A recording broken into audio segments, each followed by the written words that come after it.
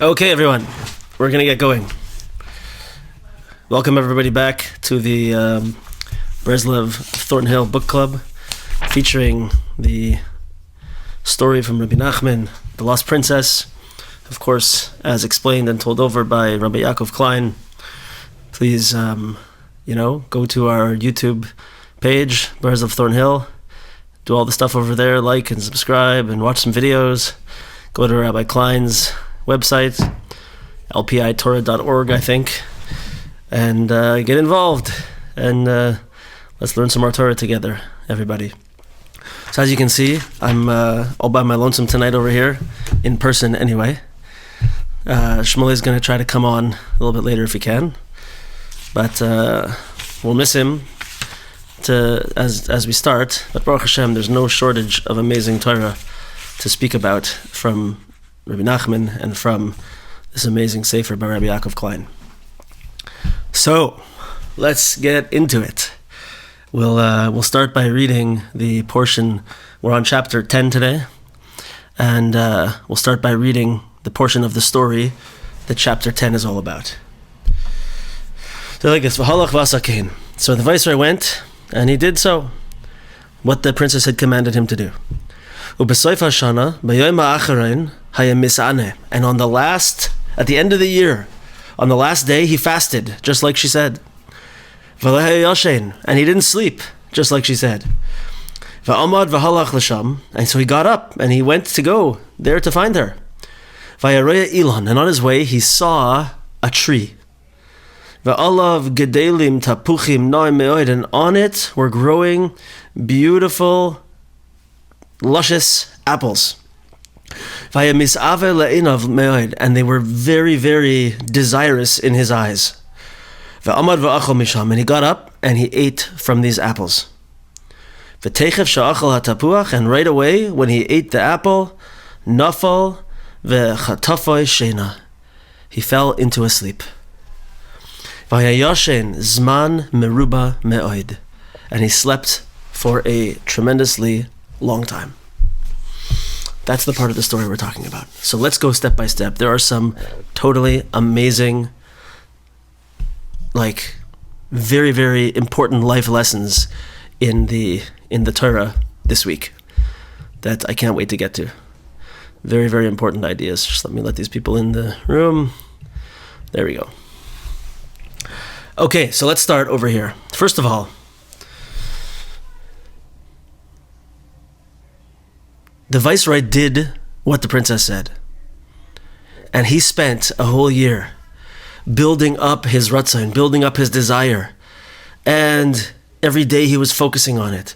And he was fasting, and he was praying, and, tefillah, hispoidedus, developing emunah, as Rabbi Klein says, all these different ideas, humility, simplicity, God consciousness, joy, yiras shamayim. He was building up, all these amazing traits, and working towards this moment when he would have such a ratzon and such a desire that it would come to fruition, as we spoke about last week, and he would free the princess. He would reach that goal. But, as we're going to see, the viceroy failed, if we could say such a thing. And it didn't happen. So what happened? What happened? So, let's see, we're going to go through this chapter, point by point. He has a number of different sections. We're going to go section by section. First section is called the Viceroy's Error. The Viceroy's Error. What happened? How could it be that he spent an entire year working in holy things and building up desire and doing everything he was supposed to do, and on the last day, it all fell? How could it be? So first of all, let's understand that the princess in the beginning really told him to expect this. Right? The princess told him, you know what? You're going to do this the whole year, and on the last day, you got to be extra careful. On that day, don't sleep and don't eat anything. Don't lose your focus for 1 second. You got to just be really careful at that moment. And if you remember, last week, we talked about this concept that the end, the Yetzer Hara knows that if a Yid can make a completion, if a Yid can finish something in holiness, this is the worst thing for the Yetzer Hara, the worst thing for the Satan in the world. Right? So we have these things that we do, right? We work on projects and we work on ourselves. We try, and it happens all the time that to finish it off is next to impossible. That's when the Satan comes out and throws everything he's got against us, right? So the princess told him, this is going to happen. That's why we say, by the way, the Gemara says, Akol hoilech achar chasima. Everything goes after the finishing point, right? And because it's so powerful, that's like the thing that we remember. It's like the afikomen. You have to have the taste of the afikomen left in our mouth on Pesach, right? We can't eat anything afterwards. That's what stays with us, right? So because it's so powerful and so important, and so potentially can do so much good in the world, that's why the Satan goes after it with such power. So the princess told him. And what happened? He fell into a tremendous difficulty. And it came about first by his eyes. And there's a lot to say about this. Right? He brings down from the Breslov or Mashpim that the words used in the Torah over here, in the story over here, are very similar to the words that are used in the story of Adam HaRishon in Gan Eden. Right? And that the words over here are misave le'enov. They were very desirous in his eyes. And by the story in Bereshis of Adam HaRishon in the Garden of Eden, it says over there, v'chi taivahu le'enayim, the same thing. Taiva, a desire to the eyes. So, before we get to that, let's take it one step backwards. And let's get into the mind frame over here of what can happen.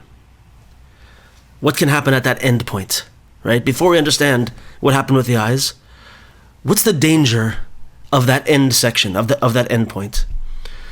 So there's a few ways to look at it. One of the things that he brings down over here, he says like this. I'll read from, this is on page 184, second last paragraph. This factor that comes into play at this point is the hubris, pride, and self-assurance caused by the many successful steps along the journey one is about to complete. So it's interesting. There's an ego, there's a pride, a hubris that comes along with making a lot of successful steps, with working towards accomplishing something, right? So it always used to bother me, until I saw Rabbi Nachman actually says this, it always used to bother me. Everybody here knows, who we've been working together for so long, everybody knows, we always talk about this concept of Yerida Tachlis Aliyah, that we always have to go we have to go down before we can go up. We're going to face challenges before we grow. Things are going to get more difficult before they get better, right? And we know this is an important concept. Rabbi Nachman talks about it all the time. All of Chassidus talks about it all the time. And we see it in our lives. This is the way things are. I would say unfortunately, but I can't say that. It's just the way it is. And it's the way it's supposed to be, right? Because what happens? So I was always bothered. Why did Hashem make it like that?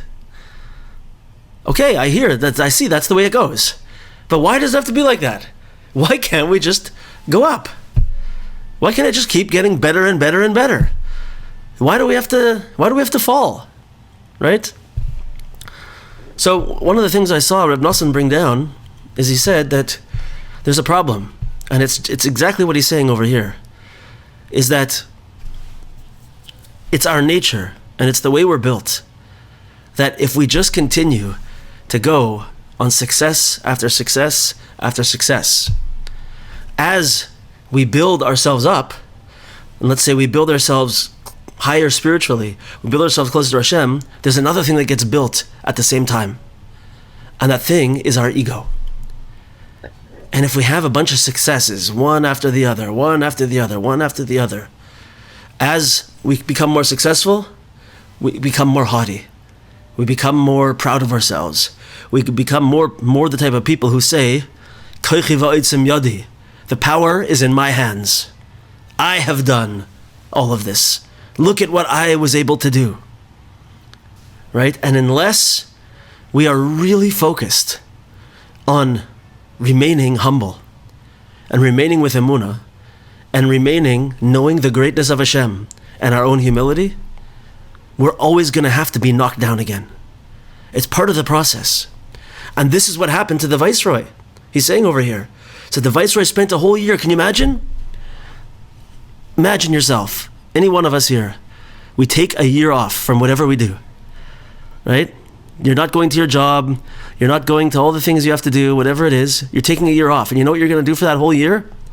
Nothing but be full force into tremendous spiritual growth and contemplation and meditation, hispoidus, tefillah, Torah, everything. Building up your desire for the ultimate good. And you spend a whole year doing that. Right? Together with that, tremendous accomplishment can also come tremendous ego. So this is something that we have to be very careful of. And we have to look out for. And he brings down over here from the Pirkei Avos, something that Hillel HaZaken said, Al tamin ba'atzmecha ad yom moisai. Do not trust yourself until the day of your death. What does that mean? It means we can never allow ourselves to be overtaken by ego and overtaken by koichi va'otzim yadi. That the power is all in my hands. Look how amazing I am. Right? We have to always go together. Along with our success has to come tremendous humility. Has to become a remembrance and a constant consciousness that HaKadosh Baruch Hu is always with me. And the greatness of HaKadosh Baruch Hu and the humility that I have because of his greatness. Right? So many people will always say to me, if they haven't learned together with us for so long, they'll always say, well, what are you talking about? I'm supposed to hate myself now. I'm not supposed to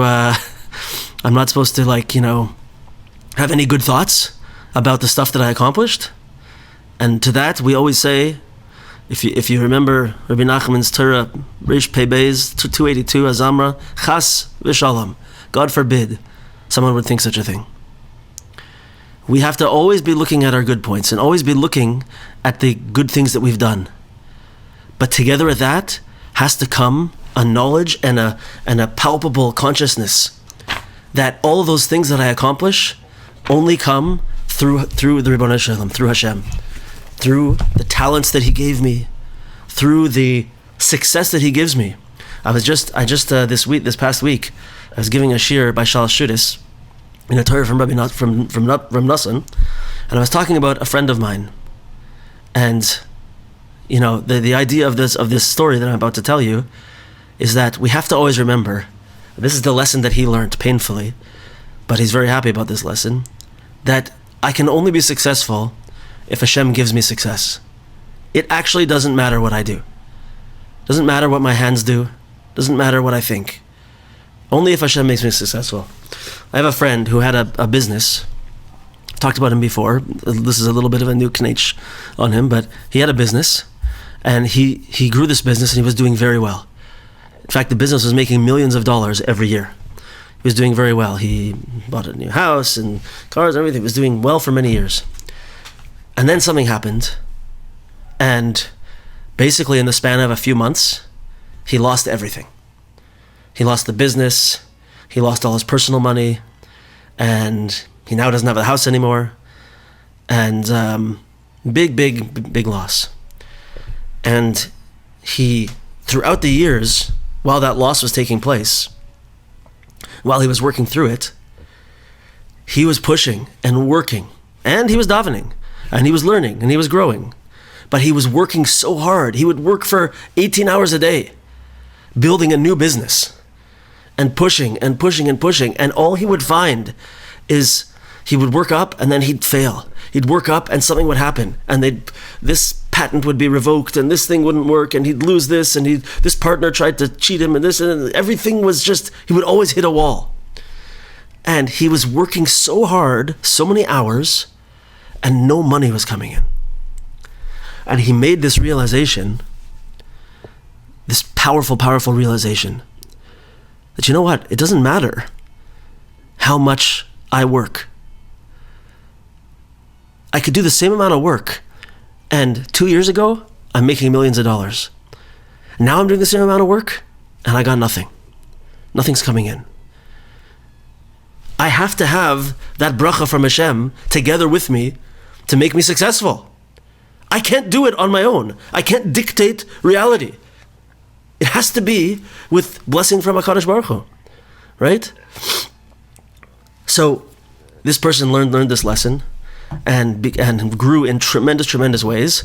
And Baruch Hashem, this person now, his business is really kicking up. And it's about to become, I think, more successful than any of his other businesses ever were.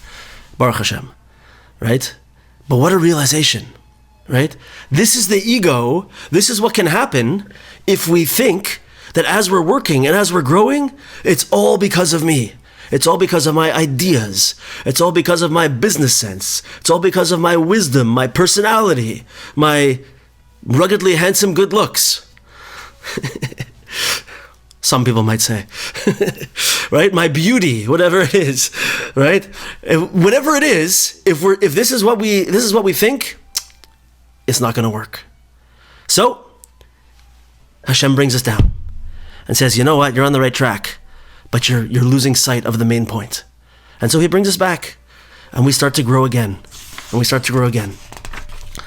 So this is kind of what happened over here to the Viceroy. And it's something that really Hashem gives to us as a gift, if we could say such a thing. I know it's painful, and this kind of explanation doesn't always go so well when you tell it to a person who's in the bottom of a very low pit. It's not necessarily the right thing to say to such a person, right? Sometimes we have to exist there and not know those places. Maybe we just need a little bit of love. Maybe we just need someone to hold our hand. Maybe we need a hug. Maybe we need just a friend to listen to us, right? We don't necessarily need to be told, hey, what are you talking about? You're doing great. Hashem just had to knock you down. Don't worry, it's going to be fine. It's not the right thing at that time. But when we're outside of there and we can build up our understanding of what HaKadosh Baruch Hu wants from us, it's good to have up there this knowledge of what's going on, right? So it's a gift to help to keep us on track. I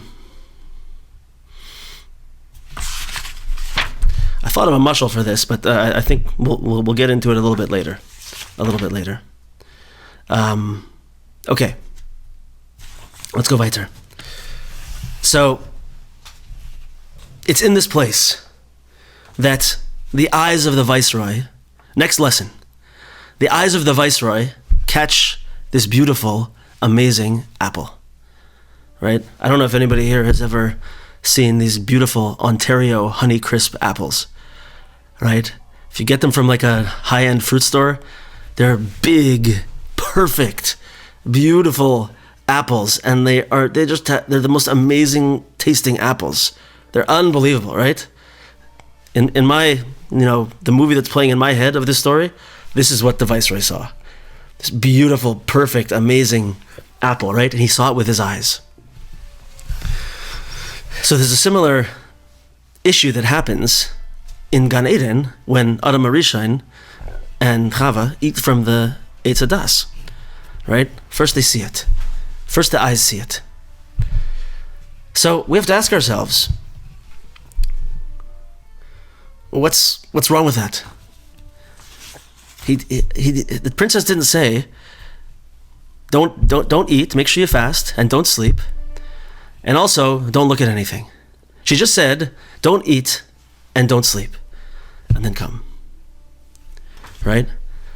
So the Viceroy thought to himself, there's nothing wrong with looking. Right? There's nothing wrong with looking. I can look at the apple. It's okay. I didn't say I shouldn't. I said I can't eat it. I can look at it. Look at that beautiful apple. So we're going to see in a minute that really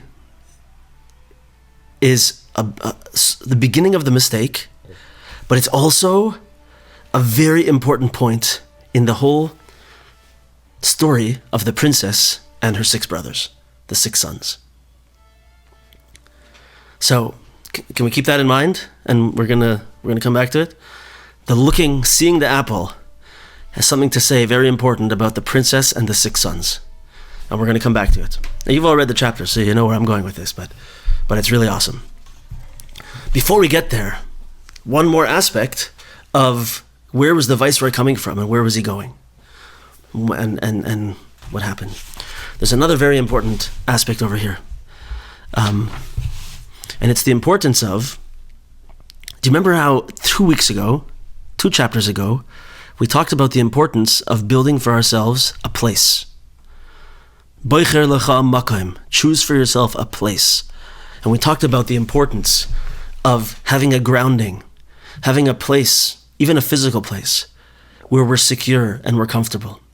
And having a spiritual place where we feel spiritually secure and safe.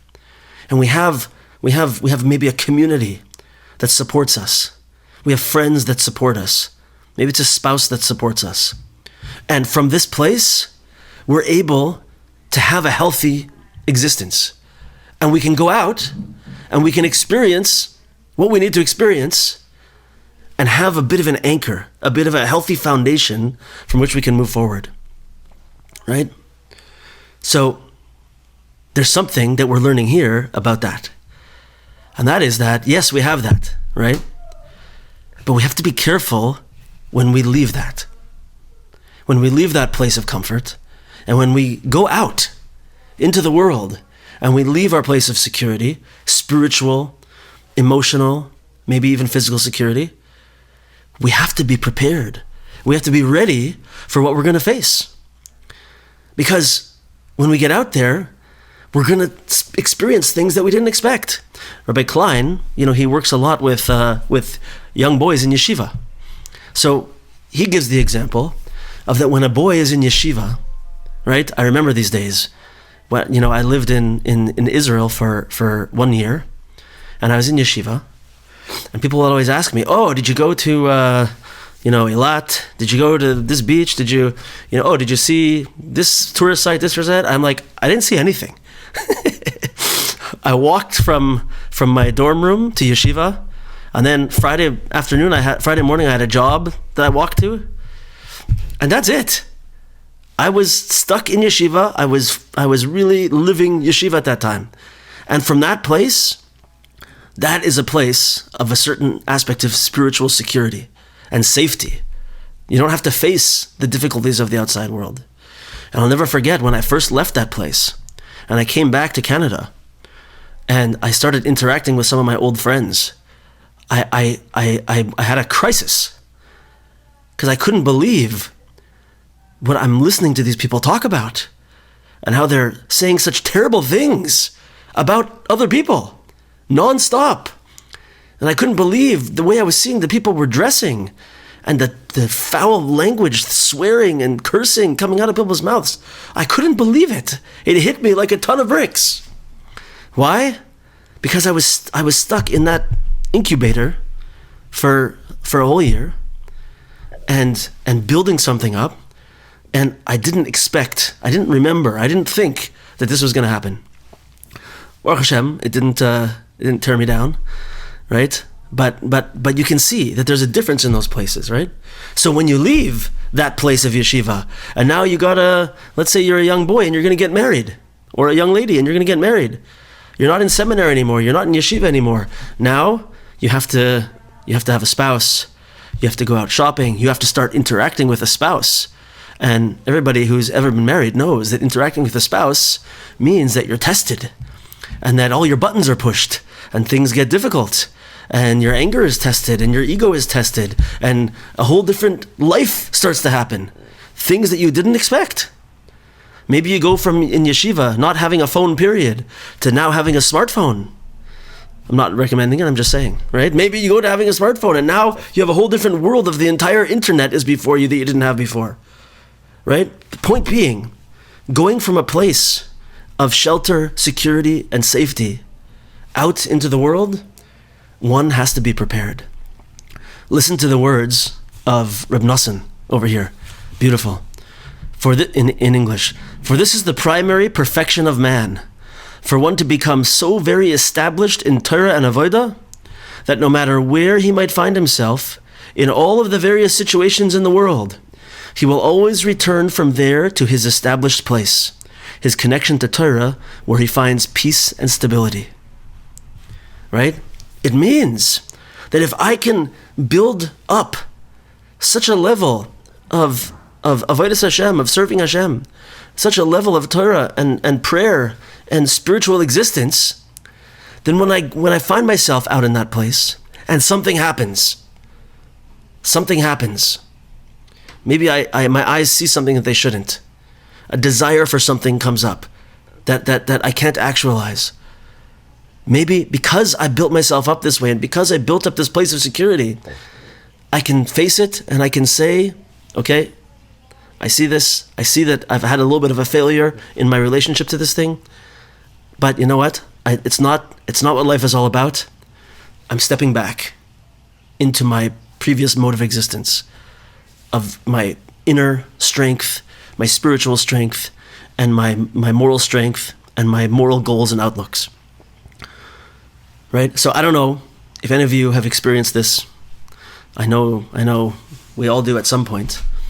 But I saw a hand go up there. Everyone's got their own story, right? But sometimes we just find ourselves, like we don't expect it. And all of a sudden, a new object of our desire has entered our lives. It could be money. It could be a business opportunity. It could be the opportunity to speak negatively about another person, which can be tremendously satisfying to some people. I mean, to everybody, right? It could be, unfortunately, it could be, relationships end because of infidelity. It could be such a thing, God forbid. All these things are God forbid, but it could be any one of these things. And we know that a month ago, we wouldn't have thought about it for a second. We would have been sitting, learning together, and we would have been spiritually grounded and on fire, and so connected. Such a thing would never enter our mind. But yet, we find ourselves in that place, being pulled along, and thinking that everything's okay. Maybe if I do this, maybe if I just do this, maybe if I try this. And we're going along and along and along, being pulled by that desire, pulled by that situation. That is what we're trying to avoid over here. This is what having a powerful grounding, having a powerful background, a powerful support group, a community, chaverim, friends, who you talk, the Holy Sfarim say the importance of having friends, not just friends that with each other you can talk about Yiras Shamayim. That's us, by the way. Friends that we can talk about holy things together and talk about the challenges of life together. We need each other in order to be able to be strong like this, right? So this is what the Viceroy faced, and what the advice is in order to avoid such a situation, right? So, everybody with me on that? Yeah. So we're going to move on to the next stage is called the princess's intuition. And I guess before we get there, let's just talk about the eyes for 1 second, and then that'll segue us into the princess's intuition. So like we said, that there was no command from the princess to not look at an apple on your way to find me. Just don't eat and don't sleep on that last day. Nothing about not looking at an apple. But yet we see that it's the taiva of the eyes is what began the process that pulled the viceroy away from what he was supposed to be doing. Yeah? What's going on? And what's the deeper connection to the princess and the 6 sons?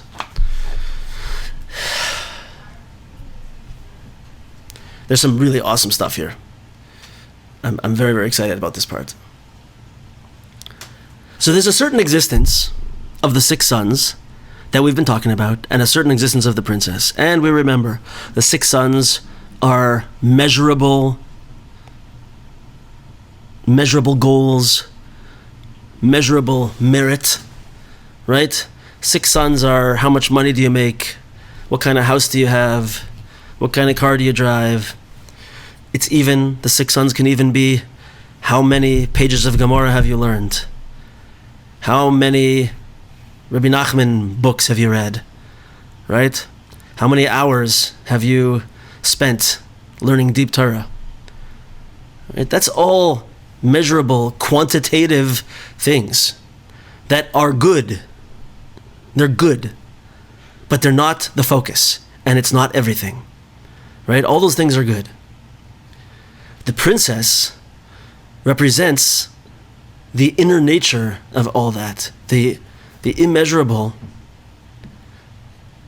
holiness that all those things point to.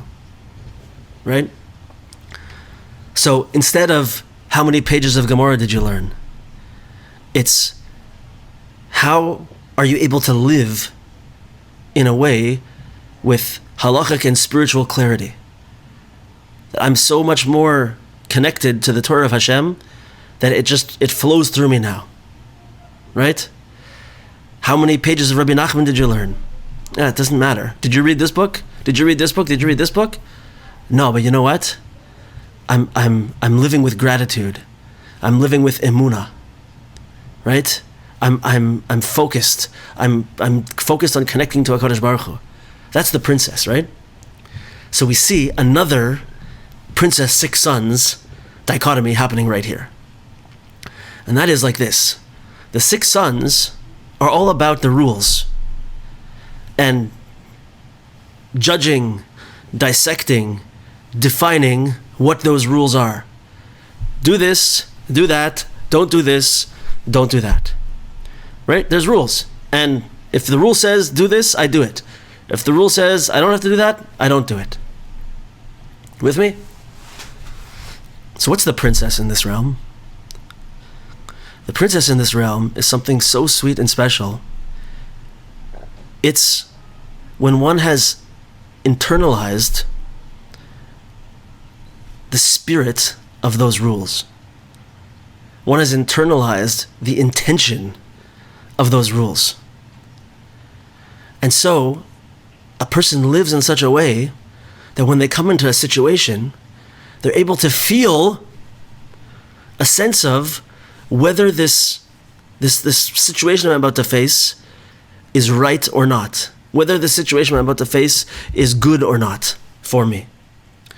So when the viceroy came along, if he was living in more of a princess-like existence, he could have looked at the apple and said, I know I'm allowed to look at it, but I feel what it's doing to me. That's not the point.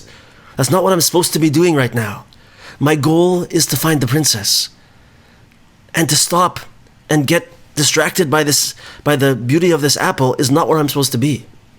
Even before transgressing the rule of the six sons and getting into it. Right? In other words, it's developing a type of sensitivity, a type of deeper knowledge, deeper intuited knowledge about what am I doing here in the world? What's my path? What's my purpose? Right? It's so special, so amazing. So,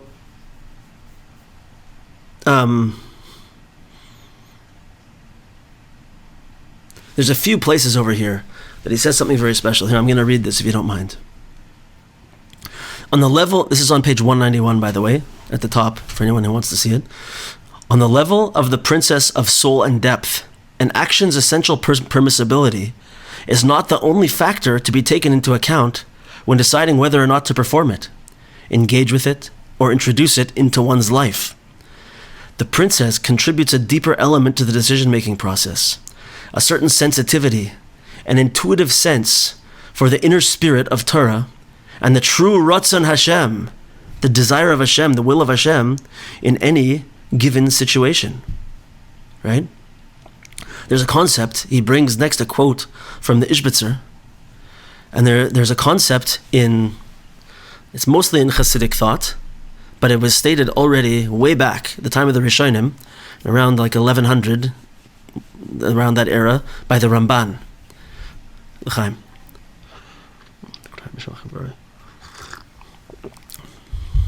And the concept comes up when the Ramban is helping to define what the word kadosh means.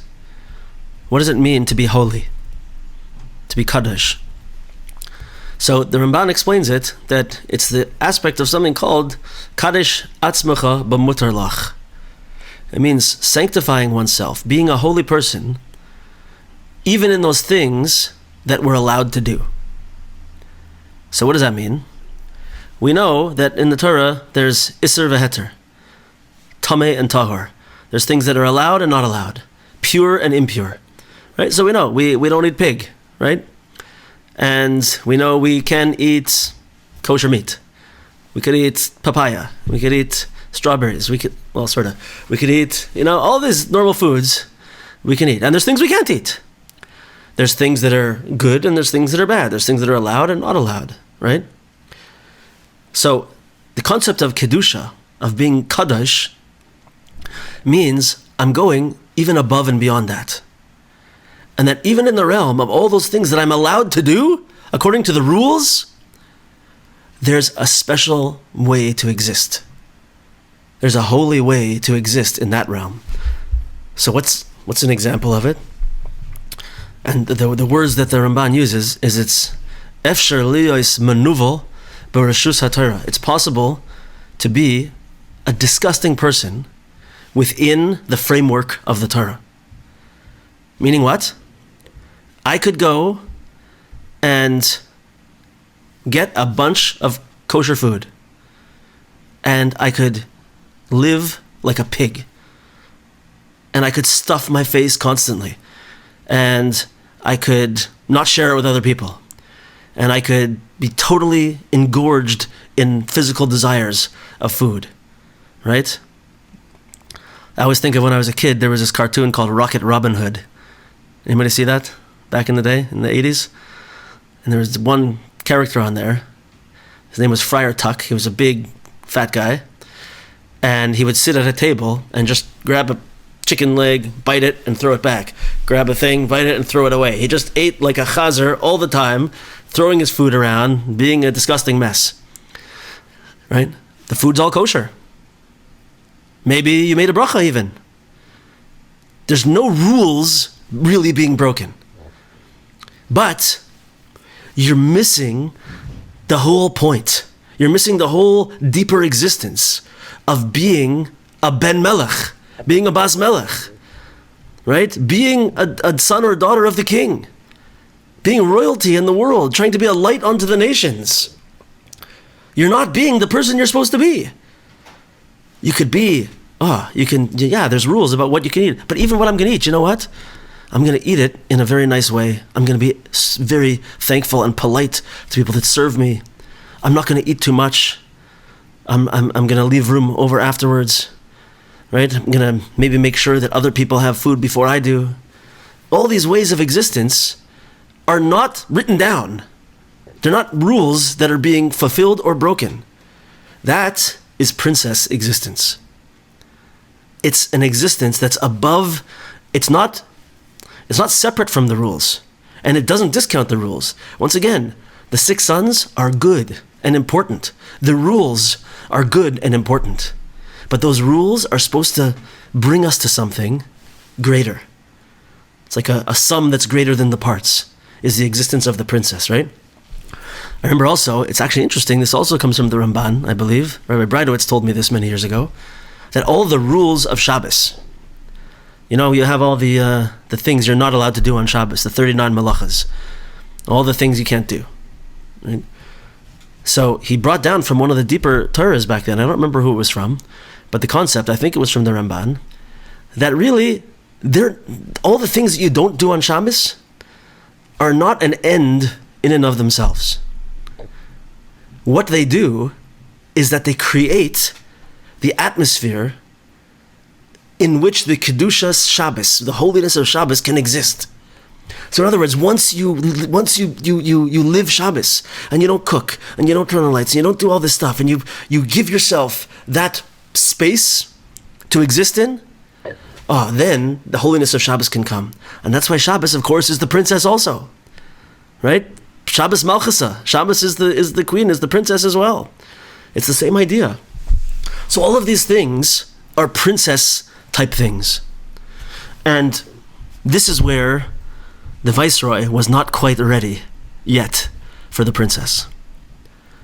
Because if the viceroy was at the top of his game and he was ready to free the princess right there and then, he would have seen that apple out of the corner of his eye and said, and maybe he would even have said, wow, Hashem created a beautiful apple.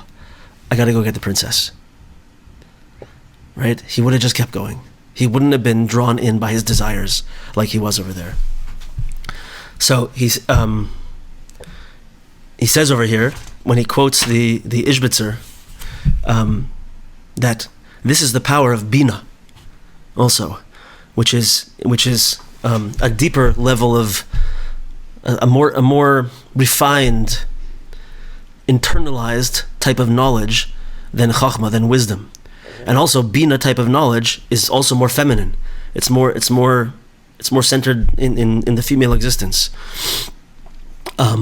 Which everybody realizes, obviously, right? So Chachma, of course, is like it's a much more kind of, it's this masculine energy. That's just a flow. The flow happens. There it is, and it's done. Right? And the Bina energy is the type of understanding that is built and thought about and turned back and forth. It's called Mevin Davar Mitoich Davar, learning one thing from another, building on a concept and really working it and building it into something very powerful and deeper and more intuitively known, right? That's Bina. And it's, of course, it's paralleled in the physical existence of man and woman, in the creation process.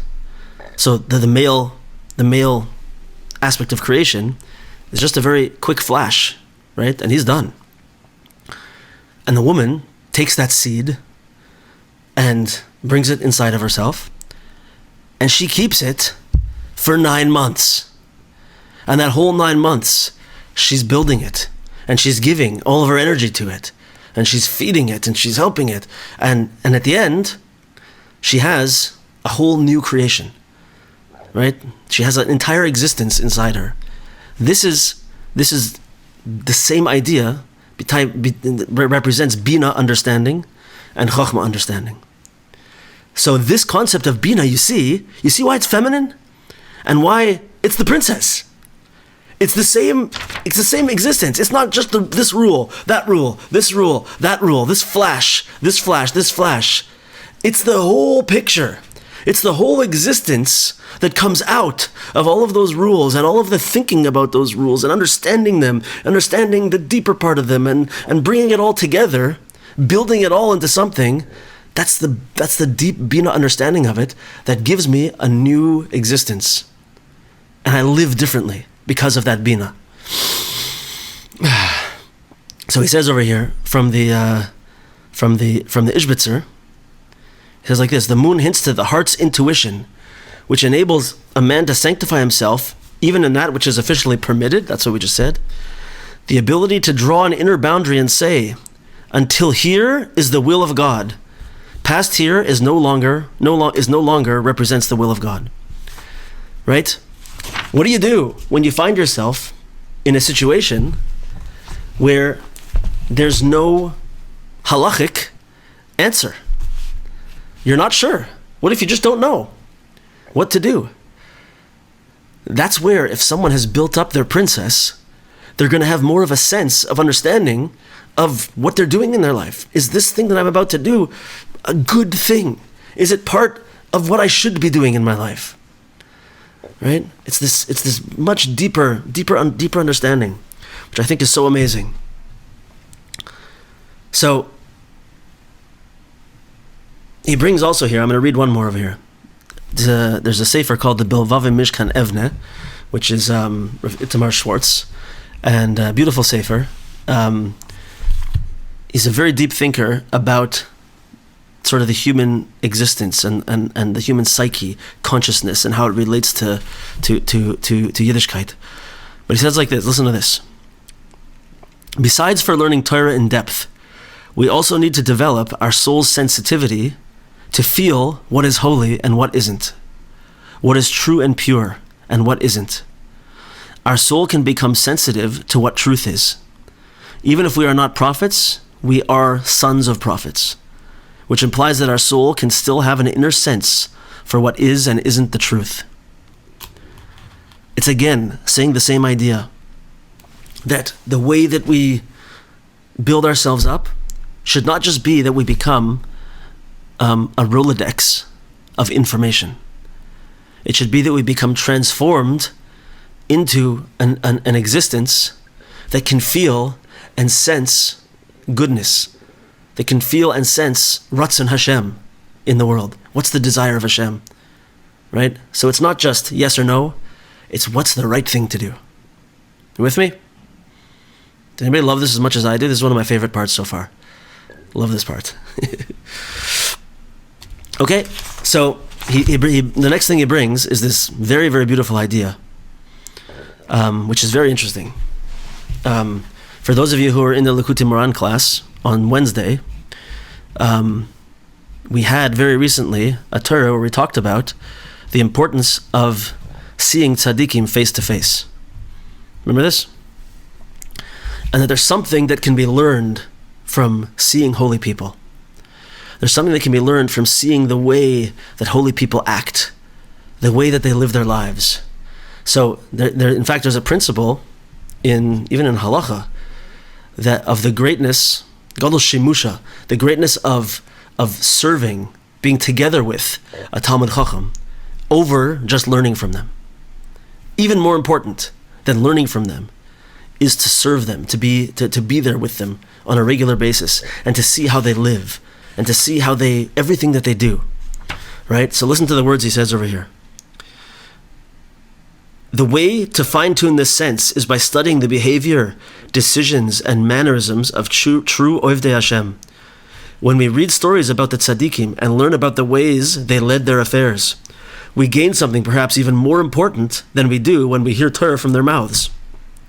The refinement, this is my favorite sentence so far, the refinement of our inner intuition.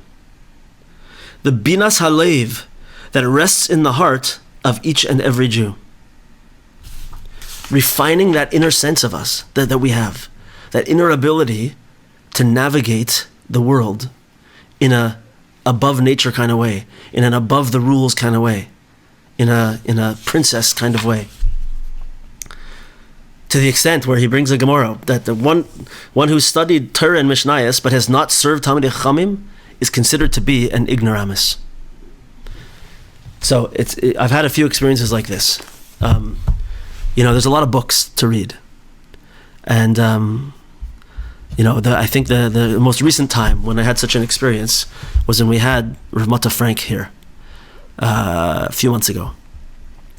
I listened to his shirim, and he has a book that I've read parts of this book, and okay, fantastic. It's great stuff. It's top-notch stuff, right? But in a certain sense, it's Six Sons stuff. But what was the biggest, most life-changing aspect of it was being able to just sit beside him for an entire Shabbos, for all waking hours of Shabbos, and to see how he acted, how he spoke to people, to see how he ate, to be next to his energy, the type of energy that he gives off, the type of happiness that he brings to people, that type of simcha that the way he answers people, right? To sit together and be together with him in this way was such a special experience. I actually have, I don't want to embarrass anyone here, so I'll try not to say the name so much, but I have a Rav who's my Rav, right? His name is Rabbi Bixenspanner.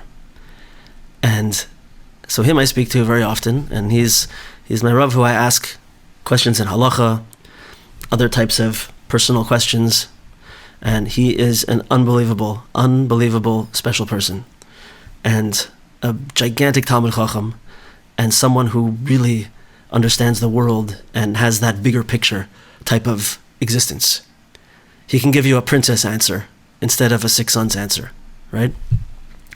And so one time, before I was the rabbi of the shul here, he was the rabbi of the shul here. And he didn't live in Thornhill, though, where we live. And so one time it was Rosh Hashanah, And we were zeicha to have him stay with us. And I think he stayed in another house actually, and also his family was in town. So his parents stayed with us also.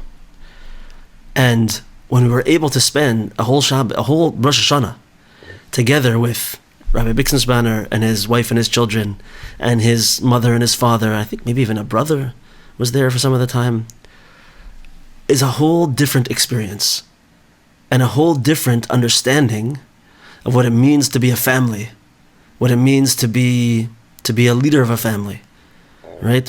How to create a holy atmosphere with all these people, and Rabbi Bixenspanner's mother in particular. She's a very powerful person, and she brought so much special energy into our house. To experience that was very, very powerful, and it's a lesson that nobody could write in a book for me. I could not learn that in a book ever. Right? So Rabbi Yaakov Klein is saying over here, this is one way that we can begin to refine this sense within ourselves, is to be close to holy people and experience holy people. Not read their books, which is good, Six Sun stuff, but to be close to them, to experience their energy and experience their holiness. Everybody with me? Yeah? Okay. One last thing in this realm, because I think it's so awesome. He brings it quoting, he says Rav Soloveitchik. I assume that this is the Rav Yashav Ber Soloveitchik. He doesn't say which one. But he says that such a person who only has 6 sons learning and has a Rolodex of information, right, but doesn't have that intuitive existence, that Bina Salev, that understanding of the heart, that deeper Jewish existence, he says like this: he is surely missing the Jewish tremor, the special sensitivity that allows one to intuit the Ratzon Hashem in situations that fall outside of the strict boundaries of halacha. A certain Jewish existence, an understanding that is above and beyond just the black and white rules. So we'll hold that section and we'll just finish off here with 2 important points. So first of all, what happens? What happens after the viceroy eats the apple? He falls asleep, and he sleeps for a very long time. So what does sleep mean in Rabbi Nachman talk? Rabbi Nachman talks about sleep. He's talking about losing our, what's called mochin de gadlus, losing our expanded spiritual consciousness, losing our awareness of Hashem, losing our powerful emunah. These are all aspects of expanded consciousness. And sometimes in our lives, we're in that spot, and we're just going through the world, and we're holding on this much higher level of existence, and there's no temptations, and we're easily able to navigate our way through everything that we face. But something happens, and we can be knocked out from that existence and fall asleep into what's called mochin de katnus, a constricted consciousness. So listen to this. I'm going to read this out. He wrote this so beautifully. When the viceroy fails to fulfill the lost prince's conditions, he loses the insight and elevation gained over the course of the year, toppling from the tower of spiritual brilliance into a deep pit of profound darkness. The spirit of folly, the ruach shtus, that has entered his heart, blurring his sense of priority to the point that he was willing to sacrifice a full year of painstaking effort for the fleeting taste of the fruit on his plate, has extended itself throughout his being. He has forgotten who he is, where he is, and what he has come here to get. Sometimes a moment is all it takes to lose everything. So this is a bit frightening, but we're not going to end off on the frightening aspect of it. It's a bit frightening because it's really true. What Rabbi Nachman means when he says that we're asleep, we're not physically asleep, although that may be part of it. But it means that we've lost that sense of purpose. We've lost that sense of being on fire. We've lost that palpable living with emunah. And all of a sudden, we find ourselves for days, weeks, months, or even years, where we just kind of give up.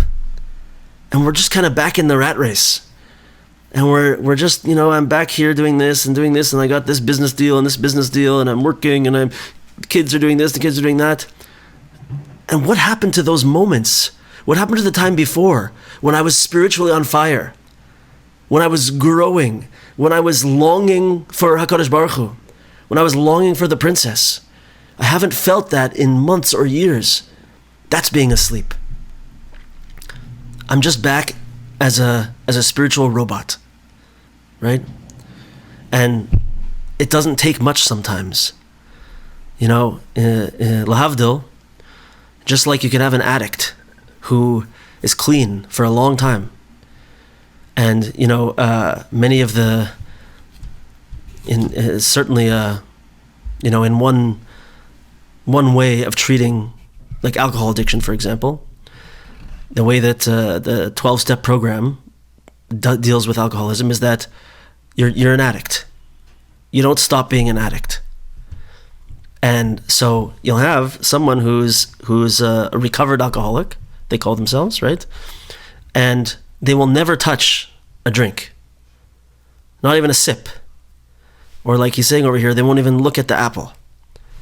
Why? Because they know that I still have this problem, and if I take that one drink, it's gonna be like the small falling rocks that create an avalanche, right?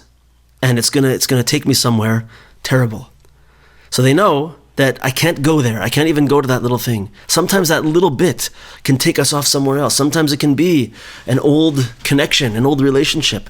Sometimes it can be a movement towards a certain behavior that we used to have that can just pull us somewhere and we're gone. Hopefully, we learn enough together and we have a lot of holy Torah and holy advice and friends and community and chaverim to support us, that it only lasts a short time, maybe a few hours, maybe a day, maybe a couple days. But it can happen for years. And that's what happened to the Viceroy.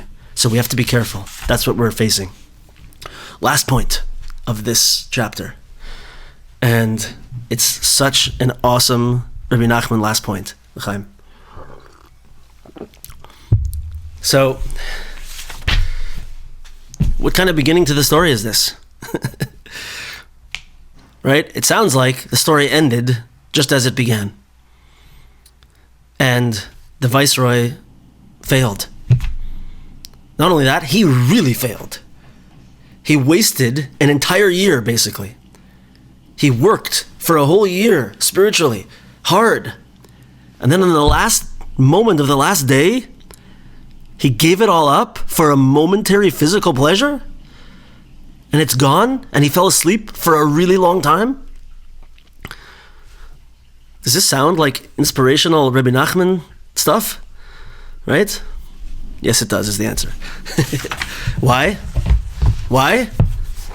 Because to Rabbi Nachman, this is the beginning of the story. This is what it's all about. Right? It's about finding ourselves in that situation and realizing that failure is not a failure. That failure is just the beginning of my process of growth. It's the beginning of my process of geula. It's the beginning of finding the princess. Right? It's total six sons way of thinking to say, I broke the rule. I failed. What else can I do? Game's over. That's it. Right? That's six sons way of thinking. What does the princess tell us over here? What's the princess way of thinking over here? Is that like this? So if you look on page 196, the very end of this, we're going to read this a little bit and comment on it a little bit. Indeed, so it's about 5-6 lines down in the main paragraph. Indeed, regarding the spiritual journey of life, Shlomo HaMelech teaches, the tzaddik falls 7 times and again rises. Sheva yipol tzaddik v'kam. Right? Not the tzaddik falls and then he becomes a tzaddik because he falls 7 times and then rises. It is when the failing reaches the aspect of 7, the deeply intuitive insight of Malchus, that all failures can be used as a springboard for growth. Not only do we fail, but we have to fail in a complete way. Right? I heard a certain Rabbi Leuterman was speaking this week, one of the heads of school here in Toronto, and he was telling this word over to some young boys, and he said that it was the philosophy of a certain sports coach. I'm not a sports guy at all. I know the boys usually are, but it's not my thing. And the philosophy of this sports guy was fail fast, hard. Why? Because he felt that the way that we learn lessons, the way that we become better, is through failing and understanding that failure and then fixing ourselves. So let's get it out of the way. Let's work. I heard also another sports thing. I heard this many times, that Wayne Gretzky, hockey guy, right? He said that you miss 100% of the shots that you don't take. Meaning, you got to take shots and fail. And through that, you're going to, first of all, you'll score sometimes, but also you're going to learn and get better, right? It's going to happen. So, every time we experience such a failure, it's only part of the plan of HaKadosh Baruch Hu for our growth. Let's keep listening over here. With the eyes of the princess, we are able to see that the 7 failings in fact aided us in attaining a greater degree of clarity. Mezukak Shivasayim, refined sevenfold. Refined sevenfold. It's not seven destructions. It's not 7 times that I give up. It's 7 points that I'm refined, that I learn something deep, that I can only learn from that experience. Also, by the way, we see that when the Mishkan was put up for the first time, right? We're coming up to it. In the Torah, we're coming up to it in the year Rosh Chodesh Nisan, right? The Mishkan was put up before it was ever used. It was put up and taken down 7 times. Before it was even put into actual use. Because the Mishkan is the place where the Shekhinah rests. The Mishkan is the place where we find the princess. Right? And it's no accident that the Torah tells us that process takes 7 times, being put up and taken down, putting up and taken down, putting up and taken down. And for us in our lives, every time we experience this, we have to have the consciousness to know that there's no such thing as a failure, only an experience, only a place to learn, a learning experience. That's what a failure is. And if we can think that, the earlier we can think that, the better off we'll be. Because what happens if we have a 6 sons type of mindset is we fail at something. And all we can think of is, that's it. I messed it up. It's done. I'm the worst. And we wallow in that existence, in that sadness, and in that place of yush, despair, God forbid, and then we lose everything, and we don't accomplish anything. It doesn't help anyone, ever, to think that way. The second we fail, the sooner we can say, okay, that just happened. What can I learn from it? And how can I use my experience to take myself to a higher place? The earlier I can do that, the better I will be off, the quicker I will recover, and the higher I will go, the more I will intuit from it. And it's not only the idea that I just got to get through it. It's that fall that I had is part of what refines me, part of what builds me, part of what turns me into the ultimate level that I'm going to get to. Totally amazing. So he says over here, listen to this. Although the viceroy has fallen into a deep sleep, his spiritual strivings frozen over and his priorities in disarray, he is still alive. The flame of his soul yet flickers. Rotting away deep inside the earth of faith, the seeds of hope are consolidating their conviction to the innermost core and preparing to push upward towards the heaven once again. Ani yeshena velibi er, I am asleep, but my heart is awake. For the world, this is where our story would end. For Rabbi Nachman of Breslov, the master of hope, this is where our story truly begins. It's only the beginning. It's just the first step of growth. So you see that it sounds like what a terrible way to start the story. But if you have the vision of Rabbi Nachman, it's the most amazing, inspirational, awesomest way to start the story. Okay, so with all that, I think we'll conclude there. Are there any questions or comments?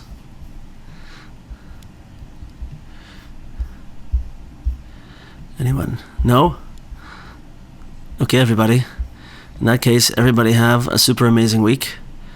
And we'll see those who want to join the Likutei Moharan Chabura on Wednesday, continuing in Torah 20. And everybody else have an amazing week and an amazing Shabbos. And we'll see you next week in Ratzon Hashem. Bye. Love you guys.